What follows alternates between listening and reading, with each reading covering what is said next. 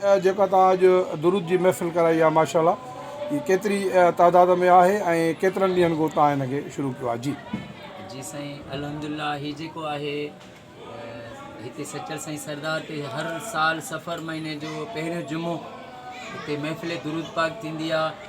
उन में असां सभिनी दोस्तनि खे ऐं मीडिया वारनि खे बि फेसबुक ते बि ॾींदा आहियूं त 50 लख दुरूद पाक महबूबनि जी बारगाह में पेश कंदासीं। ऐं जेको बि भाउ सवाब में शरीक थिए, भाउ असांजो भाउ या भेण, उहे दुरूद पाक पढ़ी असांजे नंबर ते तादाद SMS कनि।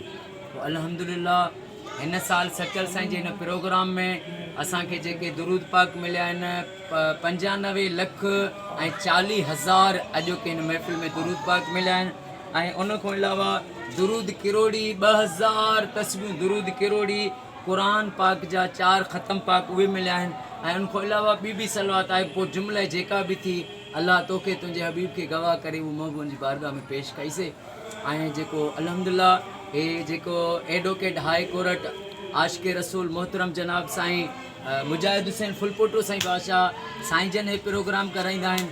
असांजा कुझु प्रोग्राम हूंदा आहिनि जीअं ठटे में थिए या टंडो अलयार में थिए, उते जमायत जा फ़क़ीर कुझु गॾिजी करे पाण में, पर हे सिर्फ़ु ज़ाती हिन घराणे जे तरफ़ां थींदो आहे। फुलपोटो साहब एडवोकेट हाई कोर्ट मुजाहिद हुसैन फुलपोटो साईं जे तरफ़ां ऐं रिटायर पुलिस ऑफिसर साईं जा बाबा साईं SH अलीनो फुलपोटो साईं बादशाह ऐं साईं जा चाचा वॾेरो ग़ुलाम शबीर साईं हाजी सनाला फुलपोटो साईं, बहरहाल रब साईं अमा बतुल सैयदा तैयबा ताहिरा फ़ातिमत ज़हरा सलामुल्लाह अलैहा जे सदके मुजाहिद साहब खे, साईं जे सॼे कबीले खे, साईं जे सॼे आयाल खे क़यामत ताईं आबाद फरमाए।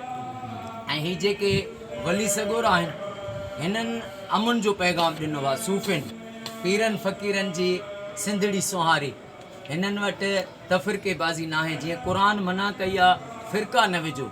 असांजी जमायत में बि सन 2000 में मां तनज़ीम ठाही ऐं सुन्नी शिया सभु गॾु आहियूं। असां अहले तशी वारनि वटि बि दुरूद पढ़ंदा आहियूं, अहले सुन्नत वारनि जे घर बि ऐं वलियुनि जे दरगाहनि ते बि।